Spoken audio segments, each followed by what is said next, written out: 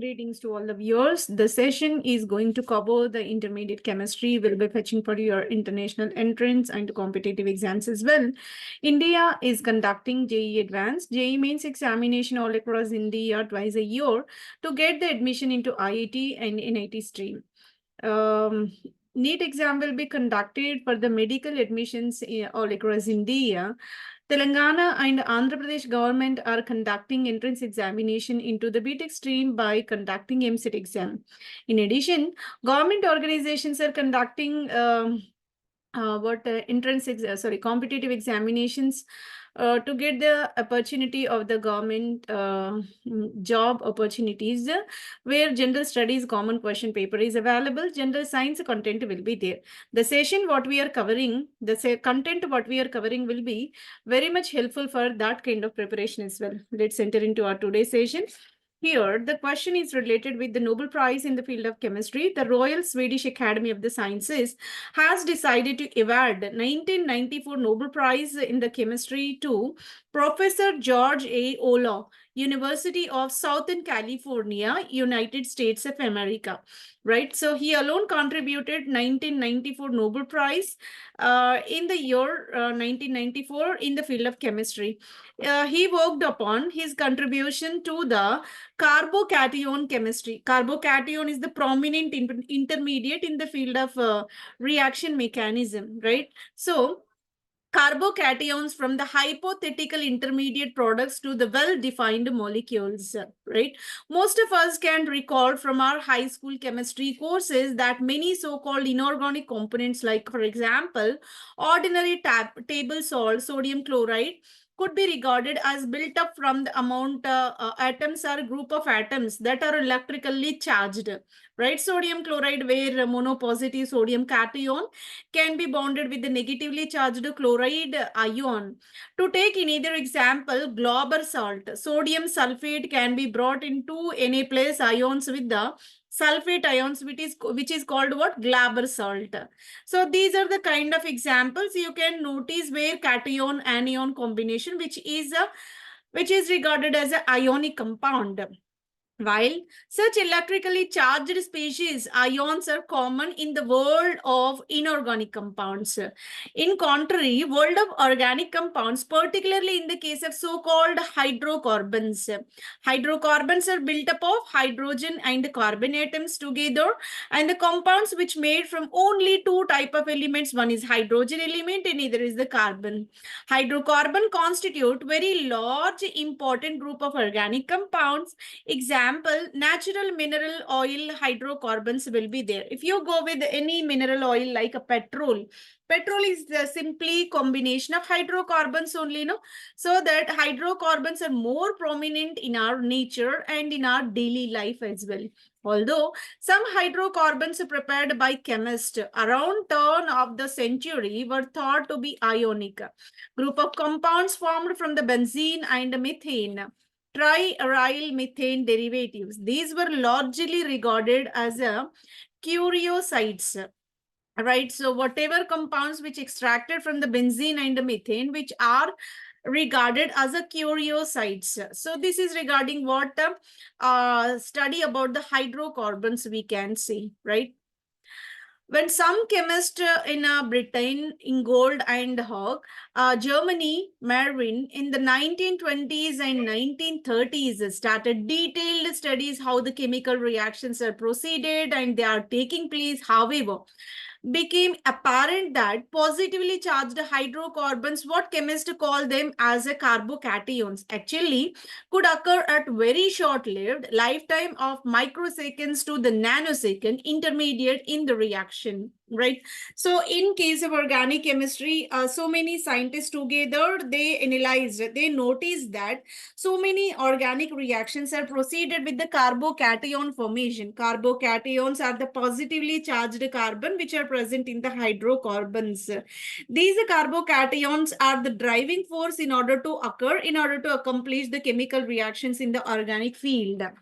Since these postulated carbocation intermediates were likely to be not only very short-lived, but also very reactive. it was generally assumed that one would never be able to prepare them in some quantities. So it is not possible. The reaction will be proceeded with carbocation, but it is not possible to isolate them and preserve them. Being these are highly reactive, can be consumed in the reaction and can be transformed into any other product within short span of time. That's the reason why they can withstand up to microseconds or else nanoseconds. Microseconds to nanoseconds, their existence is possible.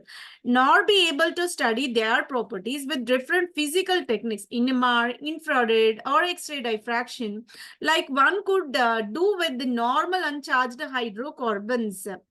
It's not to study their properties. If any compound is existing, then only we can go for its exploration, its elaboration is possible. Being carbocations are infinitesimally reactive, they are intensifiedly reactive, so that the techniques are not correctly applied for these kind of intermediate isolation and their analysis as well. But the direction of this field did change completely through the original imaginative work by their year's Nobel Prize laureate in the chemistry, George A. Olah. In the year 1960, Olah and co-workers discovered a stable carbocation could be prepared through the use of new type of extremely acid compounds, far stronger than classical acids like sulfuric acid, hydrochloric acid, etc. These new acids, some of which were first described by the Canadian inorganic chemist Gillespie. So R.J. Gillespie introduced this type of stable kind of a new acid is introduced, became generally known as a superacid. Everybody now aware about that, but it is introduced at the time of 1960s. A superacid can, for example, be prepared from the hydrogen fluoride by mixing up with the antimony pentafluoride, we can say strontium pentafluoride. By combining these two, hydrofluoric acid is extremely acidic and strontium pentafluoride is also acidic. By combining these two, a new compound that is stable and is the kind of high acidity called a superacid will be originated, which is introduced by the Canadian inorganic chemist R.J. Gillespie, right? So this is the way a new acid was introduced into the floor of chemistry. Polar discovery completely transformed the scientific perception of carbocations. Since original discovery, a large number of carbocations have been prepared and their properties studied in a great detail. Olah has also shown how basic knowledge in the superacid and carbocation can be applied to the facile synthesis of new and important organic compounds and number of small organic molecules with the widespread use as a starting material in many large-scale synthesis can be produced in a simple and inexpensive way using superacid as a catalyst, right? So by introducing that isolation and stable carbocation synthesis and its property analysis, Olah and his workers got succeeded in that field, so that this paved the way in order to synthesize new auxiliaries of the organic compounds in the laboratory, so that a new way of chemistry got introduced by this kind of innovative invention, right?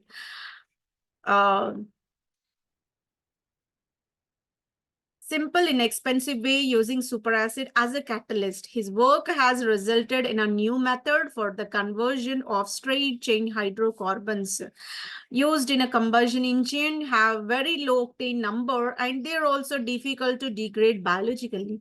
And these straight chain hydrocarbons now transformed into a branched hydrocarbon that have high octane rating, more easily biodegradable, high efficiency, high octane rating will be there, and moreover these are biodegradable as well. That kind of a new compounds got introduced by the process of carbocation isolation and using superacids as a catalyst. This is the way the analysis of carbocations got carried, and subsequent application is also done in the fuel chemistry, right?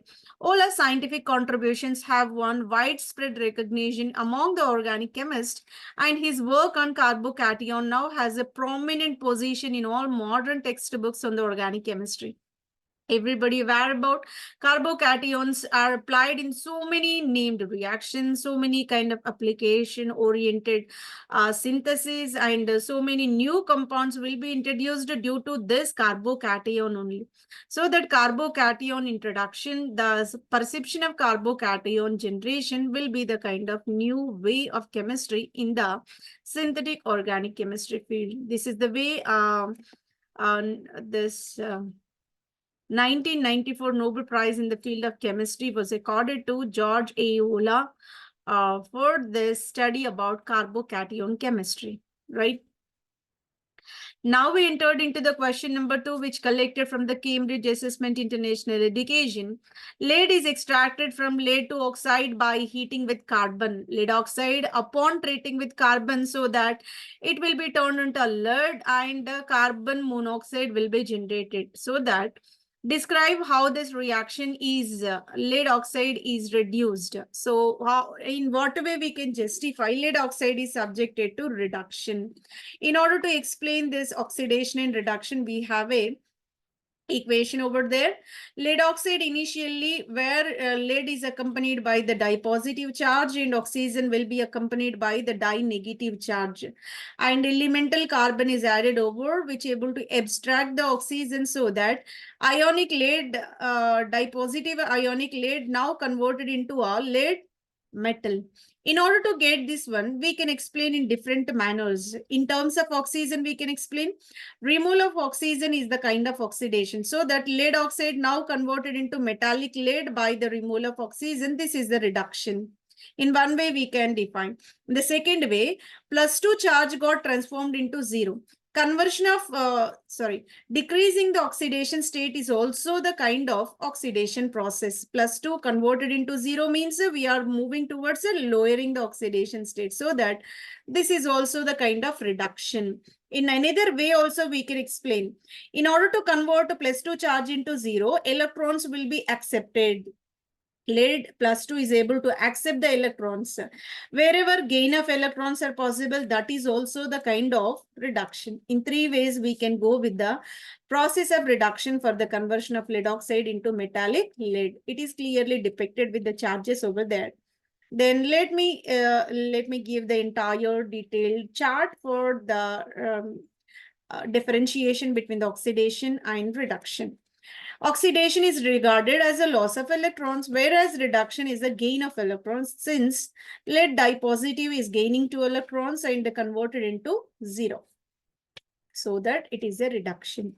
Increasing the oxidation state is oxidation, decreasing the oxidation state is reduction.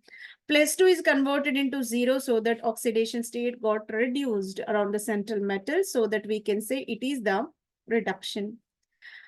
Addition of oxygen is oxidation, removal of oxygen is the reduction. So that here oxygen got removed from the lead, so carbon got added with oxygen, so that carbon oxidized, whereas lead is reduced. This is the way lead got reduced. If you clearly observe, 0 to +1 is increase, so that oxidation. 0 to -1 is decrease, so that reduction. Here also we can clearly notice +2 to 0. In the same way, different examples are provided for that kind of balancing the equation. In all the ways you can go with lead oxide got reduced, right? So by this we can conclude question 2. Let's go with the question number 3. Question number 3 collected from 2015 paper 1 question paper of JEE Advanced conducted by National Testing Agency. Match the anionic species given in the column 1 that is present in the form of ore, which is mapping with the column number 2. Their anions are provided to be mapped with their minerals, whichever ores, whichever present in the column number 2. Carbonate is there, sulfide is there, hydroxide, oxide is there, oxide is there, siderite is there, malachite is there, bauxite is there, calamine is there, argentite is there. What is the exact answer we have to go with? Siderite is formed. Siderite is the mineral of iron. You can notice its composition, iron carbonate. So that carbonate or it will be.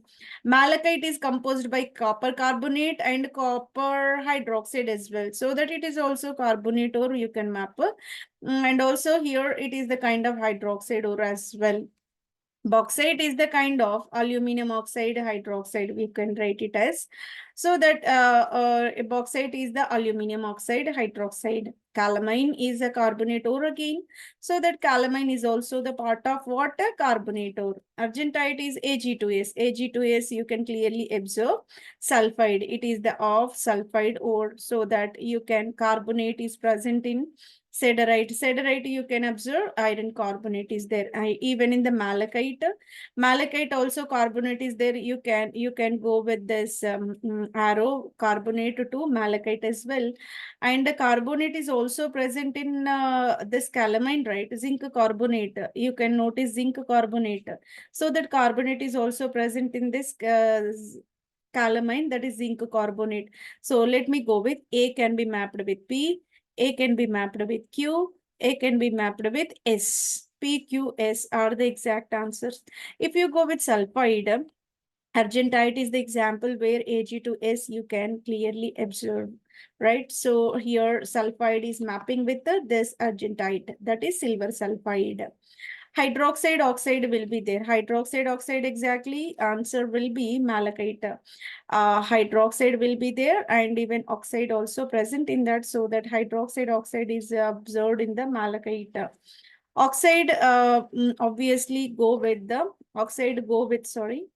Oxide you can go with bauxite ore where it is alumina Al2O3 will be there. This is the kind of bauxite is the oxide ore. So D can be mapped with R. This is the way we can go for, and detailed explanation is provided. Here you can observe the siderite. It is the iron carbonate. So that it is the class of carbonate ore. So whose what? It is the hexagonal scalenohedral structure. Crystal is a hexagonal scalenohedral structure will be there. Crystal system will be a trigonal one. And you can clearly observe the mineral of siderite where iron carbonate will be there.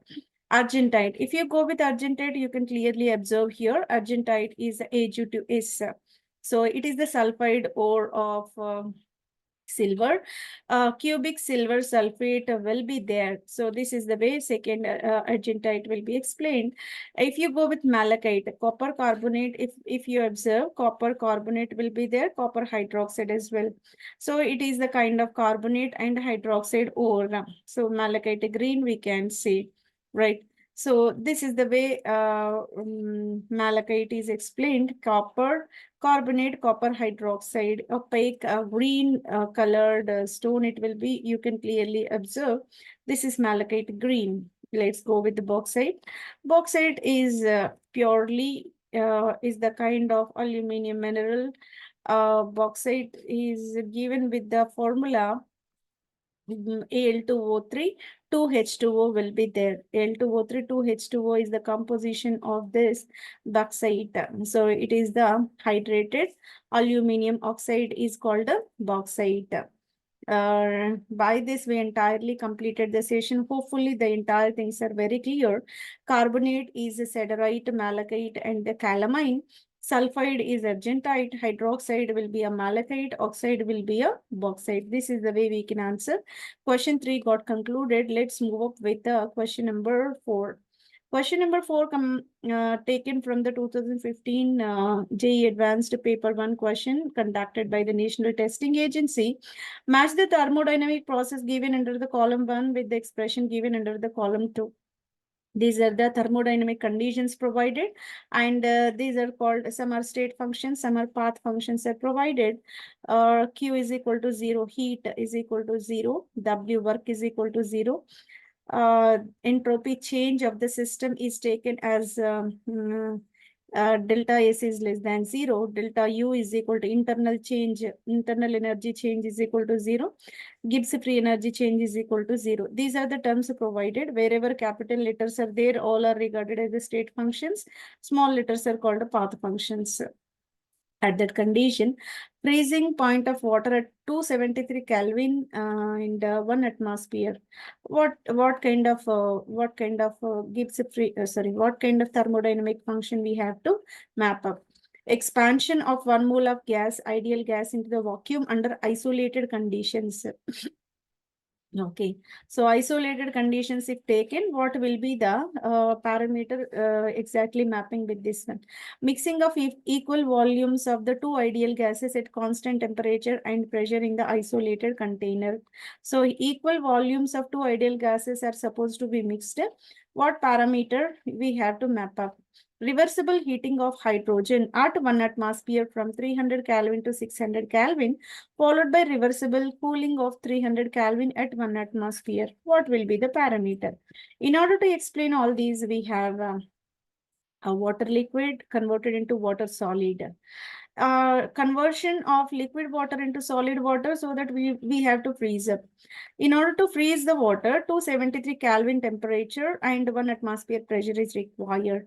So that delta H is negative. That means exothermic reaction. Enthalpy change is given by negative. So that value is given by small q. Okay. Then at that condition, delta S system, measure of disorderness of the system will be less than 0. Obviously, Gibbs free energy will become 0. Okay. So at that condition, A can be mapped with R, A can be mapped with T. So here, freezing water at 273 Kelvin and 1 atmospheric pressure. 273 Kelvin is nothing but 0 degrees centigrade. At that condition, this delta S system is less than 0 is correct. Delta G is equal to 0 is also correct. So that RT can be mapped with A. Move on to B. Free expansion of the ideal gas. We are expanding the ideal gas into the vacuum.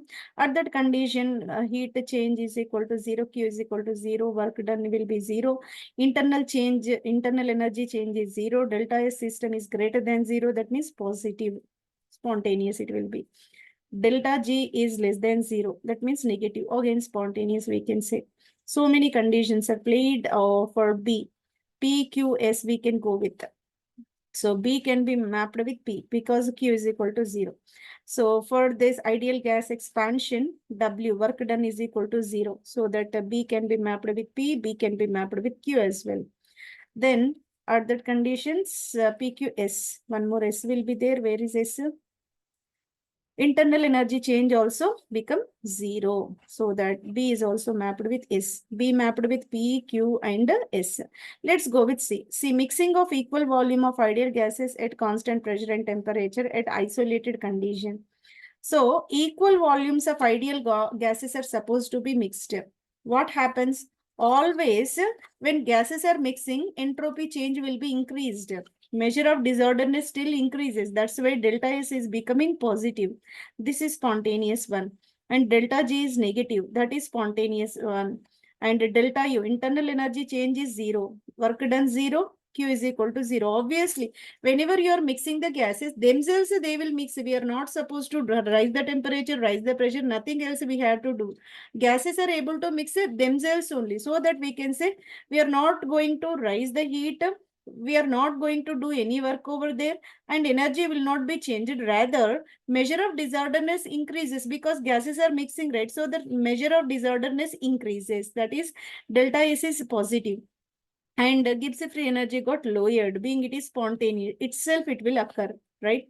So C can be mapped with PQS again. Same conditions will be applied. Equal volumes of two ideal gas mixed. Q is equal to 0, W is equal to 0. Then delta U is equal to also 0. Delta S will become positive. Here it is mentioned with negative, right? So that R we are not supposed to map. Delta G is negative, but here 0 is there. So that we are not supposed to map with P as well. So that C is mapped with P, Q and S. Let's go with option D, where reversible heating of hydrogen at 1 atmosphere, 300 to 600 Kelvin, we are rising temperature, followed by reversible cooling to 300 Kelvin at 1 atmosphere. So 300 to 600, again 600 to 300 we are doing. That means a reversible reaction we are going with at that condition. 300 to 600, 600 to 300 again doing this. Whenever 300 to 600, that is called heating. 600 to 300 called cooling, but pressure remains constant. We are saying 1 atmospheric pressure is maintained at that condition. Heat will not be varied. Q is equal to 0. We are not doing any work. So W is equal to 0. Internal energy will not be changed. Delta U is equal to 0. Gibbs free energy not varied. Delta G is equal to 0. System is having entropy of disorderness will be 0. All PQST. PQST. That means Q is equal to 0, W is equal to 0, delta U is equal to 0, delta G is equal to 0. All are correct. R also, delta S is equal to 0, but not less than 0. So that it is not mapped. Except this for option D, P you can map up, Q, S and T. All these are the correct options only. For question number 4, this is the way we can go with the match the following. Let's go with the question number 5 collected from Telangana MCET examination conducted in the year 2020. Hybridization of the carbon-2 in P and Q respectively. So P, what is the carbon hybridization? In Q, what is the carbon hybridization to be identified? So that's the reason why starting material was taken. P మరియు Qలలో carbon-2 సంకరీకరణాలు వరుసగా. So carbon-2 means the second carbon atom to be taken. Here 4 carbons are there, no? After getting the product, 4 carbons are there. In that second carbon, we have to consider for hybridization, right? Starting material taken as the propanone, which is called acetone, can be treated with hydrogen cyanide, HCN can be added. It is the nucleophilic addition reaction at carbonylic carbonatum. Whenever nucleophilic addition got carried, what happens? It will be added at this carbonylic carbonatum and OH and CN will be generated, which is called a cyanohydrin. C4H7NO is called a cyanohydrin. After getting that one, we are adding with sulfuric acid. Sulfuric acid is the dehydrating agent. Upon heating, removal of water is possible. Still, again, we are adding water under acidic condition. Obviously, wherever cyano is there, that will be converted into hydrolyzed form called carboxylic acid. The final product is expected to be carboxylic acid. This is the way we can answer. But the thing is, a hybridization required to be answered. To get that one, acetone can be treated with HCN. We will get a cyanohydrin product like this. C2 carbon. Where is C2 carbon is there? Obviously, where is the higher functional group? That is carbon 1. And this is carbon 2. If the carbon-2 is having 4 bonds around, obviously it will be sp3 hybridization. So that we can say the second carbon is having sp3 hybridization. Sulfuric acid, when added, water will be removed from this. OH is there, H is there. So that let me remove water and getting double bond over there. And whenever water is there, cyano is turned into a carboxylic acid. But the thing is, with respect to carboxylic acid, this is the second carbon. Second carbon is having double bond. Obviously, it will be sp2 hybridized one. sp3 converted into what? sp2 hybridization. So that P is sp3 and Q is sp2. That is provided in the option number 1. This is the way we can answer question number 5. Option 1 is the right answer. Let's go with the last question of the session. Again, it is the part of organic chemistry. A benzene derivative did not produce white precipitate with the ammonical silver nitrate solution, but decolorized the cold, dilute, alkaline camphor. The compound is. Here, 2 reagents were added. One is negative test, one is positive test. ఒక benzene ఉత్పన్నము అమ్మోనికల్ silver nitrate తో తెల్లని అవక్షేపం ఇవ్వలేదు, కానీ చల్లని సజల క్షార క్యామెన్వోఫోర్ ద్రావణాన్ని వివరణం చేసింది ఆ సంయోగ పదార్థం. Here, silver nitrate test is absent. Rather, camphor test is present. That indicates what? Ammonical silver nitrate, alternatively called as a Tollens reagent. Tollens reagent gives the positive test whenever aromatic compounds are having carbonyl group. That means aldehyde. It is a distinguishing test for aldehydes from the ketones. If the test is positive, that is aldehyde. If test is absent, that is ketone. This is the way we can analyze. Whenever Tollens test is absent, we can say there is no that carbonyl. If you observe all are hydrocarbons only, there is no question of this ammonical silver nitrate test for these compounds. All will give negative test. And in either, if you go with any other one, alkaline CaMnO4 solution. Alkaline CaMnO4 solution, if added, that test is called Bayer's test, and Bayer's test is positive whenever compound is having double bond. Right, so the double bond compound C8H6 is nothing but CnH2n minus 2, which is the alkyne. C8H10 is nothing but CnH2n plus 2, which is alkane. C8H8 is nothing but CnH2n. That means it is the alkene. Alkenes are positive for this Bayes reagent. Dilute alkaline CaMnO4. So the 3 is the right answer. Then C7H8, this is also not correct. So this is the way. Styrene is the correct answer. C8H8 is the styrene. Though internal double bonds are present inside the benzene, will not react towards the any kind of addition reaction, because whenever they participating in the addition reaction, aromaticity lost, stability lost. So that they will restore aromaticity by avoiding addition reactions. Always they will proceed with the substitution reactions only. Okay, so in case of this styrene molecule, we are having exocyclic double bond. Here the double bond you can notice, it will be proceeded with the alkaline CaMnO4 reaction, which is called a Bayer's test. So that Bayer's reagent, when added to this one, here the vicinal dihydroxy compound will be generated. Here one OH, sorry. Here one OH, here one OH will be generated. Pink color when alkaline CaMnO4 purple solution added, what happens? Color disappeared. So that it is the positive indication for the presence of double bond in the compound. Right. So styrene is a C8H8 treated with CaMnO4, formation of KC8H5O2, MnO2, KOH and H2O. This is the reaction occurred and we will get the positive test for this one. So for question 6, option 3 is the correct answer. By this, we entirely completed the session and we covered with the various dimensions of the chemistry and went on with the organic chemistry, inorganic chemistry, physical chemistry, application point of view. So many kind of application oriented topics are discussed over. Hence, I'm sincerely requesting to like the channel. And in order to comment, we have a question for the session. In the case of organic chemistry, can you please mention what is Tollens, what is Fehling's, what is Benedict solutions? What is the skip reagent? All these reagents are very important for the carbonyl compound identifications. Let me repeat one more time.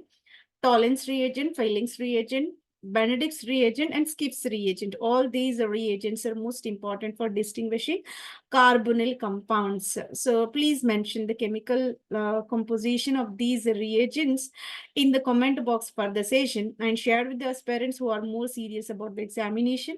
Subscribe the channel so that we will get a new content in a near future with your support and encouragement. Thank you very much for your consistent listening. Thank you one and all.